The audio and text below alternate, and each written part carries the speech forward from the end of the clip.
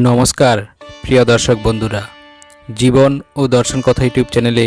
আপনাদের সবাইকে আবারও একবার জানাই সুস্বাগতম। বন্ধুরা, গরুড়ের প্রশ্ন এবং ভগবান শ্রী বিষ্ণুর উত্তর, এমনই একটি সুন্দর কথোপকথন অর্থাৎ প্রশ্ন ও উত্তর নিয়ে আপনাদের সামনে উপস্থিত হয়েছে আজকের ভিডিওটিতে, যেখানে মানুষের জন্ম থেকে মৃত্যু পর্যন্ত এবং মৃত্যুর পর